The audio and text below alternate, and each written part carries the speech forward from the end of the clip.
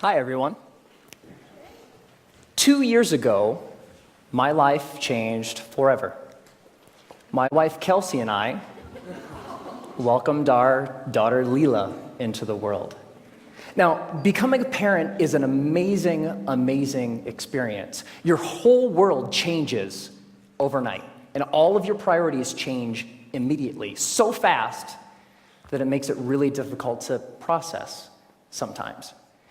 Now, you also have to learn a tremendous amount about being a parent. Like, for example, how to dress your child. This was new to me.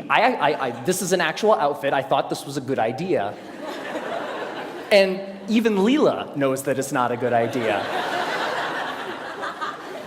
So there was so much to learn and so much craziness all at once. And to add to the craziness, Kelsey and I both work from home. We're entrepreneurs. We run our own businesses. So Kelsey is develops courses online for yoga teachers. I'm an author. And so I'm working from home. Kelsey's working from home. We have an infant, and we're trying to make sure that everything gets done that needs done. And life is really, really, really busy.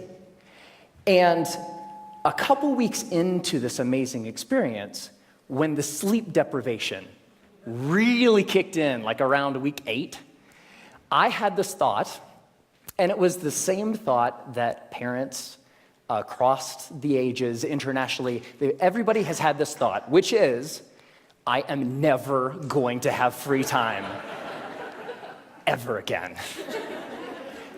And somebody said it's true. Yeah, it's not exactly true, but it feels really, really true in that moment. And this was really disconcerting to me, because one of the things that I enjoy more than anything else is learning new things.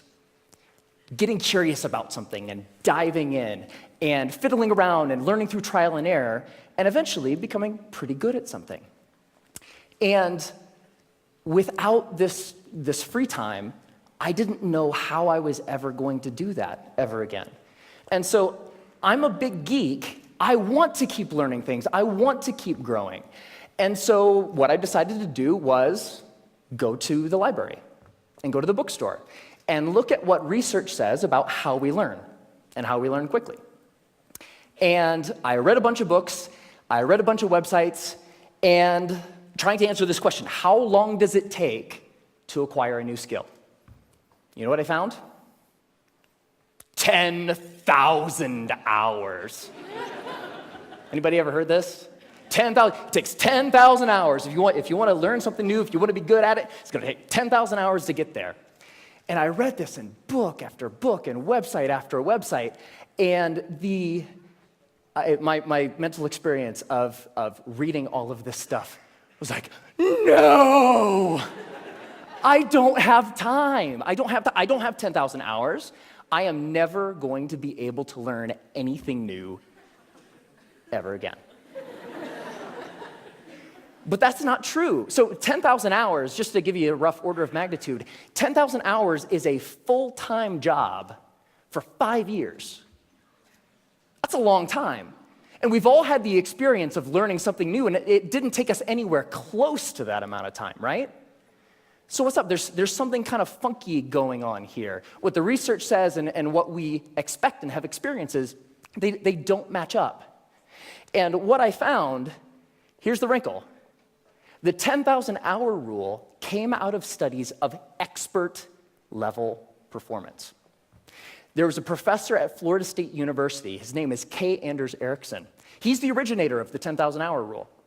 And where that came from is he studied professional athletes, world-class musicians, chess grandmasters, all of these ultra-competitive folks in ultra-high-performing fields, and he tried to figure out how long does it take to get to the top of those kinds of fields. And what he found is the more deliberate practice, the more time that those individuals spent practicing the elements of whatever it is that they do, the more time you spend, the better you get. And the folks at the tippy top of their fields put in around 10,000 hours of practice. Now, we were talking about the game of telephone a little bit earlier. Here's what happened. An author by the name of Malcolm Gladwell wrote a book in 2007 called Outliers, the Story of Success. And the centerpiece of that book was the 10,000-hour rule. Practice a lot, practice well, and you will do extremely well. You'll reach the top of your field. So the message, what Dr. Erickson was actually saying is, it takes 10,000 hours to get to the top of an ultra-competitive field in a very narrow subject. That's what that means. But here's what happened. Ever since Outliers came out, immediately came out, reached the top of the bestseller list, stayed there for 3 solid months. All of a sudden, the 10,000-hour rule was everywhere. And a society-wide game of telephone started to be played. So this message, it takes 10,000 hours to reach the top of an ultra-competitive field, became, it takes 10,000 hours to become an expert at something. Which became, it takes 10,000 hours to become good at something. Which became, it takes 10,000 hours to learn something. But that last statement, it takes 10,000 hours to learn something, it's not true. It's not true. So, what the research actually says, if I spent a lot of time here at the CSU library in the cognitive psychology stacks, because I'm a geek. And when you actually look at the studies of skill acquisition, you see over and over and over a graph like this. Now, researchers, whether they're studying a motor skill, something you do physically, or a mental skill, they like to study things that they can time, because you can quantify that, right? So they'll give research participants a little task, something that requires physical arrangement or something that requires learning a little mental trick, and they'll time how long a participant takes to complete the skill. And here's what this graph says. When you start, so when researchers gave participants a task, it took them a really long time because it was new and they were horrible. With a little bit of practice, they get better and better and better, and that early part of practice is really, really efficient. People get good at things with just a little bit of practice. Now, what's interesting to note is that if, we don't really, for skills that we want to learn for ourselves, we don't care so much about time, right? We just care about how good we are, whatever good happens to mean. So if we relabel performance time to how good you are, the graph flips, and you get this famous and widely known, this is the learning curve. And the story of the learning curve is when you start, you're grossly incompetent and you know it, right? With a little bit of practice, you get really good really quick. So that early level of improvement is really fast. And then at a certain point, you reach a plateau, and the subsequent gains become much harder to get. They take more time to get. Now, my question is, I want that, right? How long does it take from starting something and being grossly incompetent and knowing it to being reasonably good in, hopefully, as short a period of time as possible? So, how long does that take? Here's what my research says. 20 hours. That's it. You can go from knowing nothing about any skill that you can think of. Want to learn a language? Want to learn how to draw? Want to learn how to juggle flaming chainsaws? If you put 20 hours of focused, deliberate practice into that thing, you will be astounded at how good you are. 20 hours is doable. That's about 45 minutes a day for about a month, even skipping a couple days here and there. 20 hours isn't that hard to accumulate. Now, there's a method to doing this, because it's not like you can just start fiddling around for about 20 hours and expect these massive improvements. There's a way to practice intelligently. There's a way to practice efficiently that will make sure that you invest those 20 hours in the most effective way that you possibly can. And here's the method. It applies to anything. The first is to deconstruct the skill. Decide exactly what you want to be able to do when you're done, and then look into the skill and break it down into smaller and smaller pieces. Most of the things that we think of as skills are actually big bundles of skills that require all sorts of different things. The more you can break apart the skill, the more you're able to decide what are the parts of this skill that will actually help me get to what I want, and then you can practice those first. And if you practice the most important things first, you'll be able to improve your performance in the least amount of time possible. The second is learn enough to self-correct. So get 3 to 5 resources about what it is you're trying to learn. Could be books, could be DVDs, could be courses, could be anything. But don't use those as a way to procrastinate on practice. I know I do this, right? Get like 20 books about the topic. It's like, I'm going to start learning how to program a computer when I complete these 20 books. No, that's procrastination.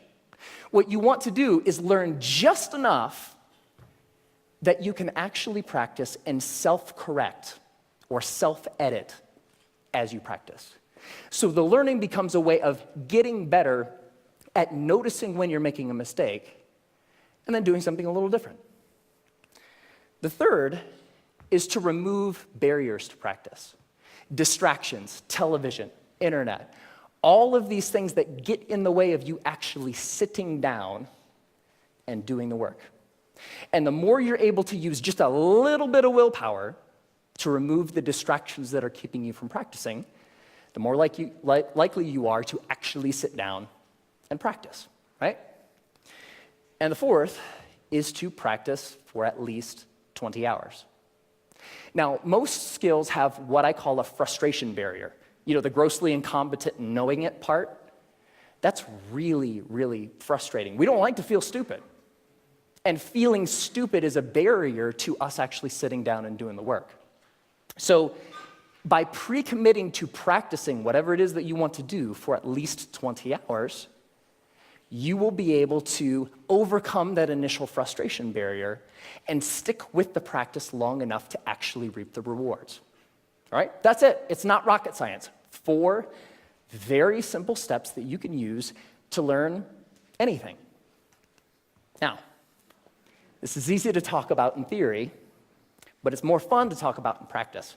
So one of the things that I've wanted to learn how to do for a long time is play the ukulele. Has anybody seen Jake Shimabukuro's TED Talk where he plays the ukulele and makes it sound like he's like an ukulele god? It's amazing. It's like I saw that. It's like, that is so cool. It's such a neat instrument. I would really like to learn how to play. And so I decided that to test this theory, I wanted to put 20 hours into practicing the ukulele and see where we got. And so the first thing about playing the ukulele is in order to practice, you have to have one, right? So I got an ukulele, and my lovely assistant, thank you, sir. I think I need the cord here. It's not just an ukulele, it's an electric ukulele. Yeah. So the first couple hours are just like the first couple hours of anything. You have to get the tools that you're using to practice. You have to make sure that they're available. My ukulele didn't come with strings attached. I had to figure out how to put those on. Like, that's kind of important, right? And learning how to tune and learning how to make sure that all of the things that need to be done in order to start practicing get done, right? Now, one of the things when I was ready to actually start practicing was I looked in online databases and songbooks for how to play songs. And they say, okay, ukuleles, you can play more than one string at a time, so you can play chords. That's cool. You're accompanying yourself. Yay, you. And when I started looking at songs, I had an ukulele chord book that had like hundreds of chords. I was like looking at this thing, like, whoa, that's intimidating. But when you look at the actual songs, you see the same chords over and over, right? As it turns out, playing the ukulele is kind of like doing anything. There's a very small set of things that are really important and techniques that you'll use all the time. And so in most songs, you'll use 4, maybe 5 chords, and that's it. That's the song. You don't have to know the hundreds as long as you know the 4 or the 5. So while I was doing my research, I found a wonderful little medley of pop songs by a band called Axis of Awesome. And somebody knows it. And what Axis of Awesome says is that you can learn, or you can play pretty much any pop song of the past 5 decades if you know 4 chords. And those chords are G, D, E minor, C. 4 chords, pump out every pop song ever, right? So I thought, this is cool. I would like to play every pop song ever. So that was the first song I decided to learn. And I would like to actually share it with you. Ready? All right.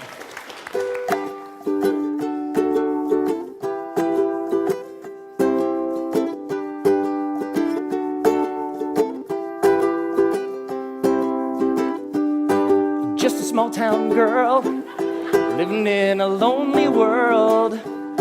She took the midnight train going anywhere. I heard that you settled down, that you found a girl, that you're married now. Every night in my dreams I see you, I feel you. That is how I know we'll go on. I won't hesitate no more. It cannot wait, I'm yours. 'Cause you are amazing. We did amazing things. If I could, then I would. I'd go wherever you will. And can you feel the love tonight? Can you live with or without you? When I find myself in times of trouble, Mother Mary comes to me. Sometimes I feel like I don't have a partner. No woman, no cry, mama, this surely is a dream. I come from London under. Once a jolly swag man camped by a billabong. Hey, I just met you, and this is crazy, but here's my number, so call me. Hey, sexy lady, whoop, whoop, whoop, whoop, whoop 'em Gangnam Style. Time to say goodbye. Closing time. Every new beginning comes from some other beginning's end.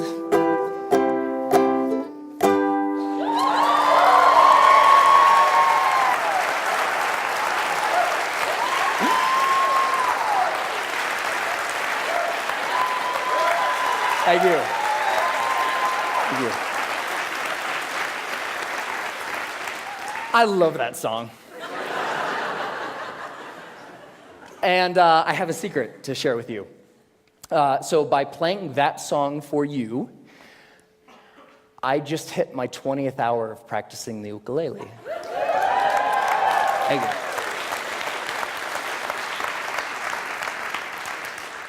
And so it's amazing, pretty much anything that you can think of. What do you want to do? The major barrier to learning something new is not intellectual. It's not the process of you learning a bunch of little tips or tricks or things. The major barrier is emotional. We're scared. Feeling stupid doesn't feel good. In the beginning of learning anything new, you feel really stupid. So the major barrier is not intellectual, it's emotional. But put 20 hours into anything. Doesn't matter. What do you want to learn? You want to learn language? You want to learn how to cook? You want to learn how to draw? What turns you on? What lights you up? Go out and do that thing. It only takes 20 hours. Have fun.